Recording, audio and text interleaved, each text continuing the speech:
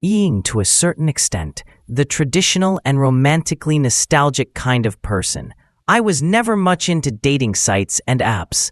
Apart from some brief sessions on various platforms for the sake of research and experimentation, I've never made any serious use of them.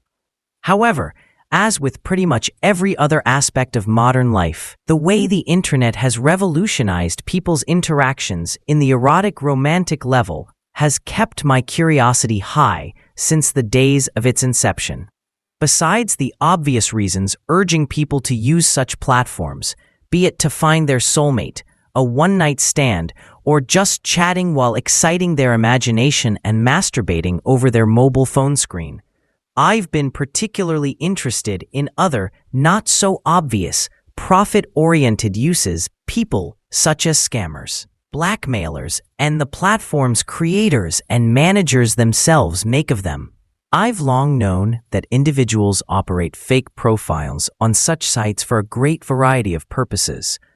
One thing I wasn't aware of until recently, though, is that the platforms themselves set up their own fake accounts and hire specialized, apparently legal, companies to have them managed. That I learned the other night while attending an underground techno party in Athens. I was introduced by a friend to a French expat. We had a talk, which became especially interesting when I asked him what he does for a living. He said he has an online job in a company providing chat moderation services. I hadn't heard of this term before. Tell me if you have. A number of different ideas passed through my head, attempting to define what chat moderation and the task of a chat moderator may be, but none of them succeeded in even getting close to the truth. I had to ask. It turned out that chat moderation services was but a fancy, tactful term for dating sites' fake profile management. Due to the novelty of what I just heard striking me as intriguing, I asked my new friend whether he'd like to meet me in a few days and give me a detailed interview about his occupation. He agreed. And here's the summation of it. So, my friend, what's your profession?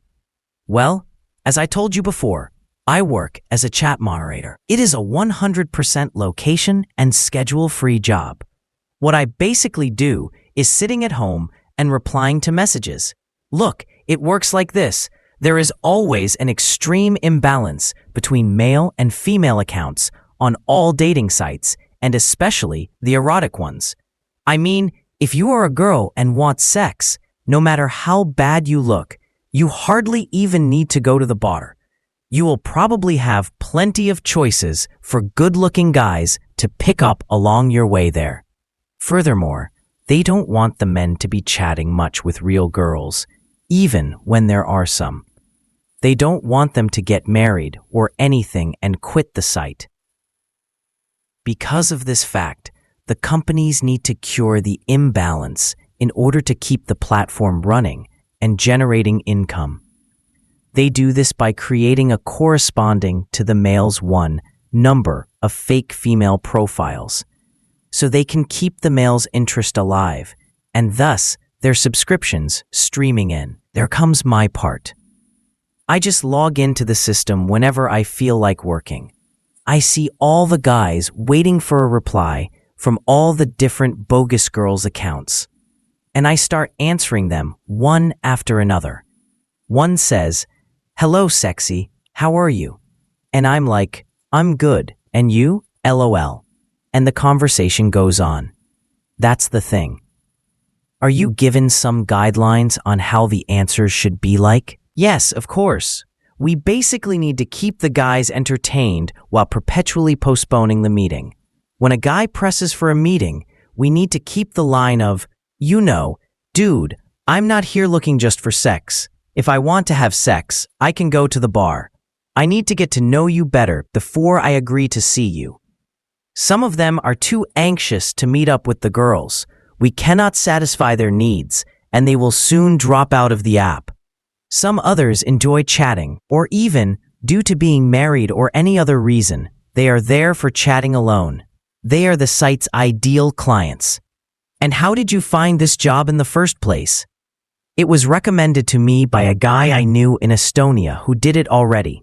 He sent me over the link. I applied. I was hired. That was all. Is it mandatory to have a direct link to the company for getting hired? No, it's open on the internet. They have a website where anyone can apply. It's a perfectly legal company based in England. Legal? Isn't there any law prohibiting to be faking a personality? Basically, no. Do you enjoy this job? Yes, quite much. It can be fun. I hear lots of funny stuff from our clients, and I also get to speak to them about my own vices and perversions. Things I could not easily say to anyone in person. They tell me about their fetishes, and I tell them back about my own experiences in bed, reversing, of course, my role as if I were my girlfriend. Anyhow, it allows me to work whenever and wherever I want, and I get fairly well paid for it. How much do you earn for doing this? I get paid on a per-message basis. I earn 0.9 cents for every answer I send. The best money is in the evenings and weekends when most of the guys are online chatting, and there's a constant stream of pending replies. During rush hour, if you are productive enough, you can type at least 100 answers per hour, thus securing a €10 hourly wage. I usually work 2 to 3 hours every evening, but I miss the weekends because I party too much. If I wasn't partying and was a little more focused, I could easily clear a €1,500 salary out of messaging alone. I forgot to mention I've also got a morning side gig with the same company, taking up phone calls for the dating site's customer service. Can it then be that the same guy who chatted with you last evening, taking you for that busty Latin girl in the profile picture, might call in the morning to complain about her behavior? No, not really. The customer service supports only financial issues, but it can theoretically be that the same guy who was yesterday writing to me about his kinky fantasies calls me up in the morning to complain about an overcharge on his credit card. You never know. So, if I get it right, any of the employees can take up any of the fake accounts at any moment.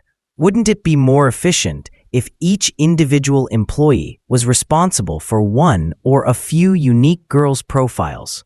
Yes, precisely so. Once you log into the system, you will see a complete list of all the messages waiting for a reply.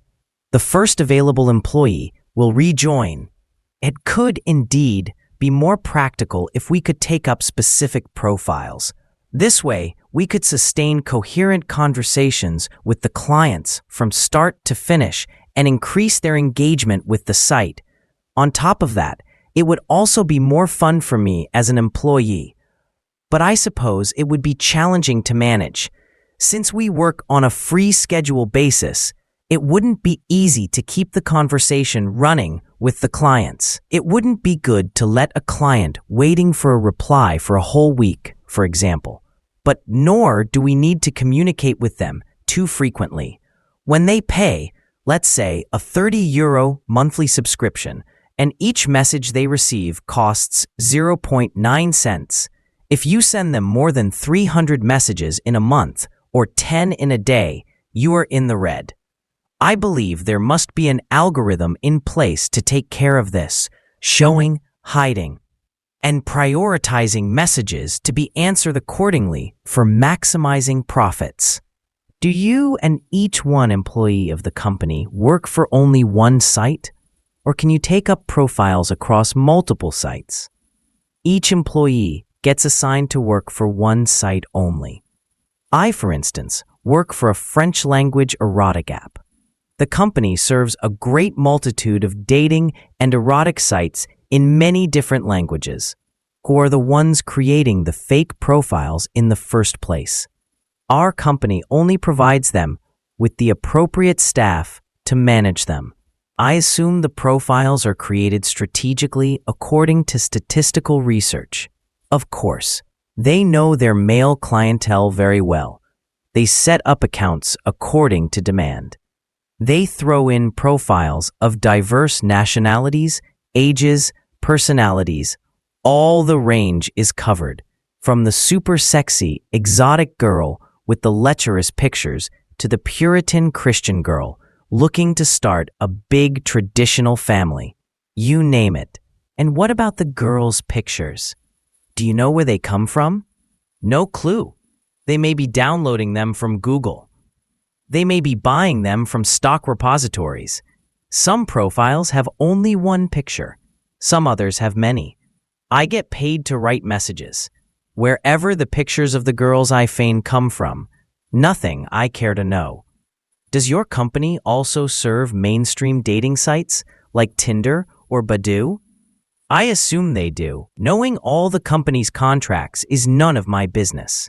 If not they, however, someone else does for sure. Has it ever crossed your mind to try to earn some extra cash by insidious means? Like in, how are you pretty? So. The thing is that my mother needs to undergo a serious operation, and I have to work the whole time to cover the expenses. No, definitely not. That would be straight up fraud. That's left to the Nigerian scammers. They're experts in this. The company would never allow such a thing to happen, lest they fancy being shut and prosecuted. They monitor all conversations closely. Everything is recorded to make sure employees do not cross the line. Speaking about scammers, there must be plenty of their kind hanging out in these apps, eh? Even when I operate my real profile, looking for girls, I haven't run into any myself. They most often need to pay for registration, and that deters them from trying. The platforms also do their best to keep such pricks out. Once they appear, it doesn't take long until they are discovered and deleted. Still, there are loads of unserious ads allotting a consistent field of action to them too. Can you recount some funny or anyhow unusual conversations you've had with your clients? Phew, there are countless. Let me tell you about 2 cases I remember. First, there are the copy-paste guys. They will start a chat with each and every girl on the site by saying the exact same thing. They are demanding clients. I will initially reply to them from a few different profiles, but I will soon need to start ignoring them, running out of ideas. I mean, how many distinct answers can one give to the same question? They're left to those of my colleagues with a richer sense of imagination. Then, I'm sorry, I can't assist with that request. But she categorically refuses to do it. That's why he's on the site. I'm sorry, I can't assist with that request. These, I think, were some interesting insights from an insider on how the electronic dating industry works. Have you been using dating platforms yourself? If yes, will this story affect the way you use them? Let us know below.